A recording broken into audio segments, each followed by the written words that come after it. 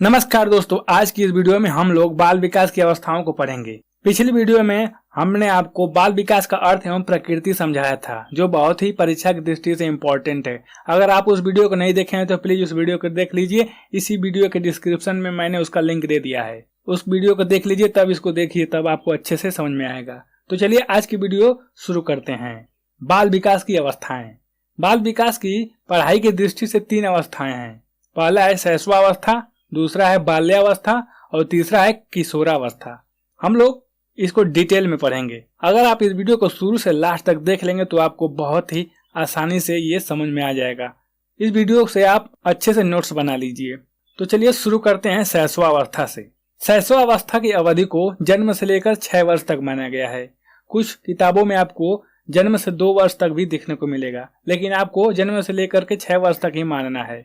इस शैशवावस्था को भी 2 भागों में बांटा गया है।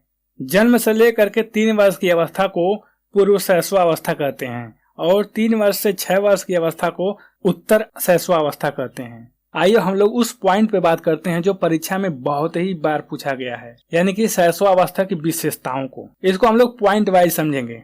पहला पॉइंट है स्वयं प्रेम की भावना। शैशवावस्था में आप बालक को देखेंगे तो वह अपने आप से ही सबसे ज्यादा प्रेम करता है, इसी को स्वयं प्रेम की भावना कहते हैं। नेक्स्ट पॉइंट है स्व केंद्रित अवस्था। शैशवावस्था एक ऐसी अवस्था है जिसमें बालक अपने आप को ही केंद्रित मानता है। अगर 10 लोग खड़े रहेंगे तो वो बालक चाहेगा कि सब लोग मेरी तरफ ही आकर्षित रहें, सब लोग मेरी तरफ ही केंद्रित रहें, इसी को स्व केंद्रित अवस्था कहते हैं। यह भी शैशवावस्था का गुण है।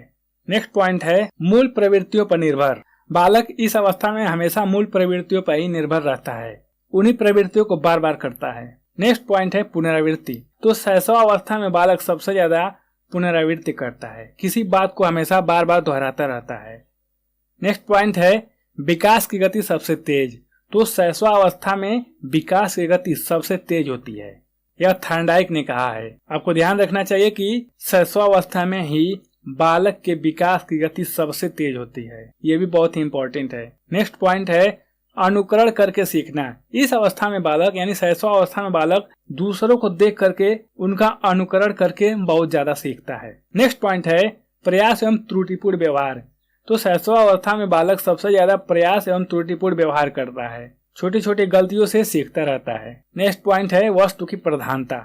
आइए वस्तु की प्रधानता को समझते हैं। अगर किसी शैशवावस्था वाले बालक को अगर आप 5 रुपए का सिक्का दे देंगे और एक खिलौना दे देंगे, उसके बाद आप देखेंगे कि वह किस चीज को सबसे ज्यादा पसंद कर रहा है। मान लीजिए वह बालक 5 रुपए के सिक्के को न पसंद करके वह खिलौने को पसंद कर रहा है। अगर आप खिलौने को ले लीजिए और उसको कहीं छिपा दीजिए और उसके बदले में आप उसको 200 रुपए का नोट दे दीजिए, तो वह बालक उसी खिलौने को ही खोजेगा, उस 200 के नोट को महत्व नहीं देगा। तो इसी को वस्तु की प्रधानता कहते हैं। आई होप आपको ये बात अच्छे से समझ में आ गई होगी। नेक्स्ट पॉइंट है छोटे छोटे शब्दों का प्रयोग। तो शैशवावस्था में बालक छोटे छोटे शब्दों का प्रयोग करना शुरू कर देता है। नेक्स्ट पॉइंट है दूसरों पर निर्भर। तो शैशवावस्था में बालक हमेशा दूसरे पर ही निर्भर रहता है, यानी कि वह परिवार के सदस्यों पर ही निर्भर रहता है।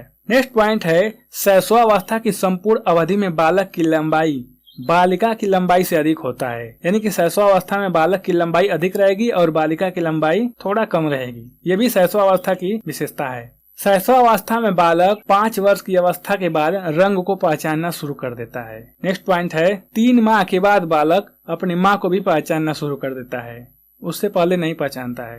नेक्स्ट पॉइंट है जन्म के समय शिशु 51 सेंटीमीटर का होता है, उससे थोड़ा कम बेसी हो सकता है, लेकिन औसतन 51 सेंटीमीटर माना गया है।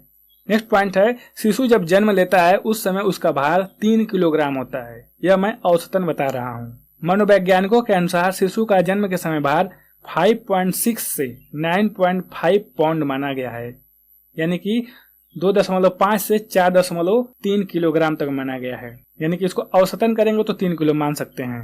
नेक्स्ट पॉइंट है नवजात शिशु का सिर उसके शरीर की अपेक्षा बड़ा होता है, यानी कि जब बालक जन्म लेता है उस समय उसके शरीर की अपेक्षा उसका सिर बड़ा होता है।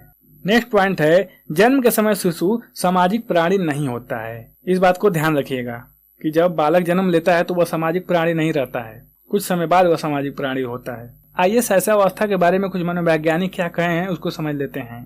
तो वैलेंटाइन ने कहा है सीखने का सबसे आदर्श काल शैशवावस्था का है, यह बहुत ही इंपॉर्टेंट है। नेक्स्ट है 20वीं शताब्दी शैशवावस्था की है, यह क्रो एंड क्रो ने कहा है।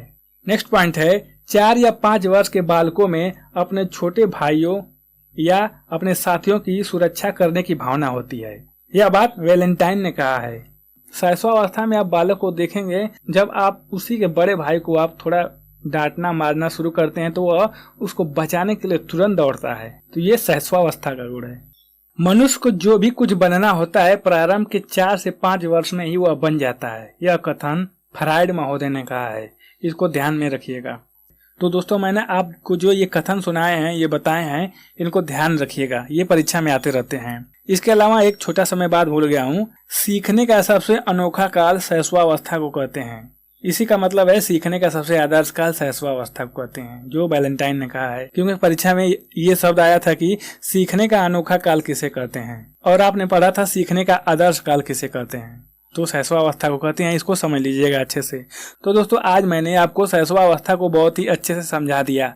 अगर आपको कोई दिक्कत हो, अगर आपका कोई क्वेश्चन हो, तो तुरंत आप हमें कमेंट सेक्शन में लिख करके पूछ सकते हैं। उसका आंसर हम आपको 100% देंगे।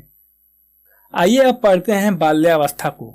तो बाल्यावस्था को 6 से 12 वर्ष के बीच की अवधि को माना गया है। बाल्यावस्था को पढ़ने की दृष्टि से 2 भागों में बांटा गया है। पहला है प्रारंभिक बाल्यावस्था और दूसरा है उत्तर बाल्यावस्था। तो आइए सबसे पहले प्रारंभिक बाल्यावस्था को पढ़ते हैं।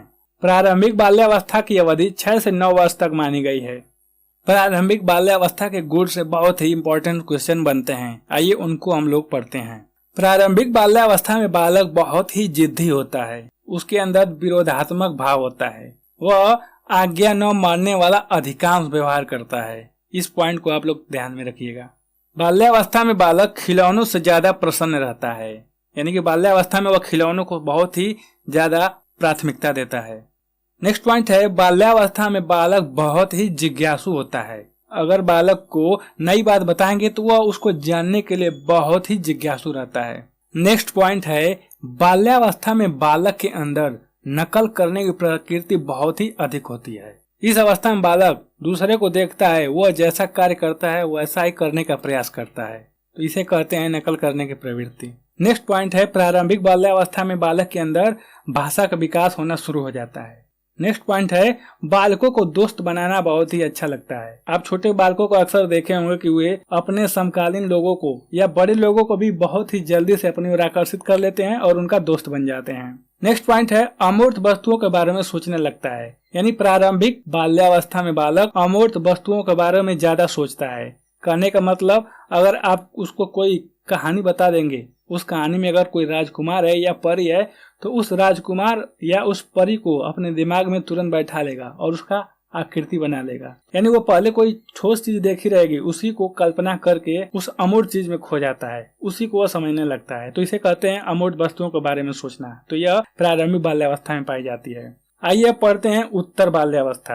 इसे एलिमेंट्री एज ऑफ स्कूल कहते हैं। यह अवस्था 9 से 12 वर्ष तक मानी गई है। इस अवस्था में बालक सबसे ज्यादा शरारत करता है। इसी अवस्था में बालक निरुद्देश्य घूमता रहता है, बिना किसी उद्देश्य का इधर उधर घूमता रहता है, यानी इसे घूमने की अवस्था कहते हैं। यह रास महोदय ने कहा है, ध्यान रखिएगा। उत्तर बाल्यावस्था में बालक समूह में रहना पसंद करता है। इसी अवस्था में बालक स्वयं से संबंधित अधिक बातें करता है। वह अपने आप को अधिक दिखावा करता है, अपने आप को ही सब कुछ मानता है, उसी से संबंधित बातें करता है। इसी अवस्था में ऊंची आकांक्षाएं, कल्पनाएं, नई आदतें, व्यवहार में भटकाव आदि सभी ये जो चीजें मैंने बताया है इसी अवस्था में पाई जाती हैं। इसको ध्यान में रखिएगा। और रास महोदय ने यह भी कहा है कि इस अवस्था में बालक बहुत ही ज्यादा झूठ बोलता है, इसलिए इसको मिथ्या परिपक्वता की अवस्था भी कहते हैं। किलपैट्रिक महोदय ने इस काल को अनोखा काल कहा है। इसी काल को संस्कारों की अवस्था भी कहते हैं। इसी बाल्यावस्था में नैतिकता का विकास प्रारंभ हो जाता है। बाल्यावस्था को करके सीखने का सबसे आदर्श काल माना गया है। वह करके बहुत ज्यादा सीखता है। इस अवस्था को डर्टी एज या गंदी अवस्था भी कहते हैं। इसको ध्यान रखिएगा, ये परीक्षा में कई बार आ चुका है। और जो ये मैं चीज कुछ बताने जा रहा हूँ इसको ध्यान में रखिएगा। ये कठिन कठिन कुछ शब्द हैं, इसको आप रट लीजिए या स्क्रीनशॉट ले लीजिए। ये जो बात बता रहा हूँ इसको ध्यान रखिएगा, परीक्षा में बहुत आता है। प्रतिद्वंदात्मक समीकरण की अवस्था, विकास में स्थिरता, यथार्थवादी दृष्टिकोण और बहिर्मुखी विकास, ये जो मैंने आपको बताया है सभी बाल्यावस्था का गुण है। इसको ध्यान में रखिएगा। बाल्यावस्था में लड़कों की अपेक्षा लड़कियों की लंबाई और वजन में बहुत ही अधिक वृद्धि होती है, यानी लड़कियां लड़कों से लंबी हो जाती हैं और उनके वजन में भी भारीपन आ जाता है। बाल्यावस्था में यानी 10 वर्ष की अवस्था में बालक के माइंड का भार पूरे शरीर के 1/10 हो जाता है। ये भी ध्यान रखिएगा कि बालिकाओं के जो अस्थायी दांत होते हैं बालकों की अपेक्षा कुछ जल्दी निकल जाते हैं। अब जो मैं आपको बात बताने जा रहा हूँ इसको ध्यान रखिएगा। 8 वर्ष की अवस्था में बालक 16 शब्दों वाला वाक्य अच्छे से पढ़ना प्रारंभ कर देता है और 9 वर्ष की अवस्था में 4 अंकों की संख्याओं को उल्टे क्रम में दोहराना शुरू कर देता है। नेक्स्ट पॉइंट है, बाल्यावस्था में बालकों में संवेग को दमन करने की क्षमता पैदा हो जाती है। वे अपने इमोशनल को दबाना सीख जाते हैं। तो दोस्तों आज हमने आपको बाल्यावस्था को बहुत ही अच्छे से समझा दिया। अगर आपका कोई क्वेश्चन हो, आपका कोई भी इससे रिलेटेड क्वेश्चन हो तो आप हमें कमेंट सेक्शन में लिख करके पूछ सकते हैं, उसका आंसर हम जरूर देंगे। आइए अब पढ़ लेते हैं किशोरावस्था को।